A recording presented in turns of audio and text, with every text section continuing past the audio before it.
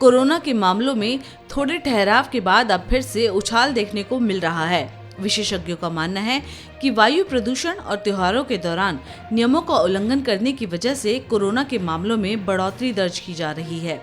केरल के अलावा अब तो दिल्ली में भी कोरोना को लेकर चिंता बढ़ने लगी है। बात की जाए बीते 24 घंटों की, तो इस दौरान देश में कोविड-19 संक्रमण के 11,271 नए मामले सामने आए हैं और पिछले 24 घंटों में 285 लोगों की मौत दर्ज की गई है। केंद्रीय स्वास्थ्य मंत्रालय के आंकड़ों के मुताबिक इस दौरान 11,376 लोग संक्रमण से ठीक भी हुए।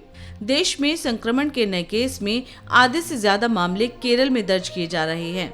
केरल में बीते 24 घंटों में संक्रमण के 6,468 नए केस सामने आए हैं, जिसके बाद संक्रमितों की कुल संख्या 50,55,224 हो गई है। इसके अलावा 174 मरीजों की मौत के बाद मृतकों की तादाद 35,685 तक पहुंच गई है। स्वास्थ्य बुलेटिन के मुताबिक राज्य में एक्टिव केस की संख्या 69,258 है, जिसमें से 6.7% अस्पताल में भर्ती हैं। राज्य में बढ़ते संक्रमण को देखते हुए केरल ने केंद्र से मांग की है कि किसी अन्य रोग से पीड़ितों को कोविड रोधी टीके की बूस्टर खुराक दी जाए। केरल सरकार ने केंद्र से कहा है कि कोविशील्ड की दूसरी खुराक के अंतर को भी कम किया जाए। साथ ही कोविड-19 रोधी टीकाकरण से संबंधित प्रमुख मुद्दों में तेजी लाने का अनुरोध किया है। केरल की स्वास्थ्य मंत्री वीना जॉर्ज ने एक पत्र लिखकर केंद्र सरकार से ये मांग की है। वहीं दूसरी ओर देश की राजधानी दिल्ली में भी लगातार दूसरे दिन कोरोना के मामले ज्यादा देखने को मिले हैं। स्वास्थ्य विभाग के मुताबिक बीते 24 घंटे में कोरोना के 56 नए मामले सामने आए हैं। वहीं 66 मरीजों को छुट्टी दी गई है। राहत की बात यह है कि किसी मरीज की कोरोना से मौत नहीं हुई, जबकि बीते शुक्रवार को 77 दिन बाद दिल्ली में 62 लोग संक्रमित मिले थे और 22 अक्टूबर के बाद 2 मरीजों की जान भी गई थी।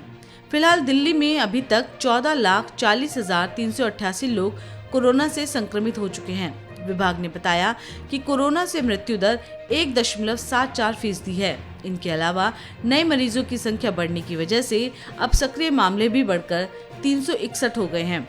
बताया जा रहा है कि पिछले एक दिन में 58,483 सैंपल की जांच की गई थी, जिनमें 0.10% मरीज संक्रमित पाए गए।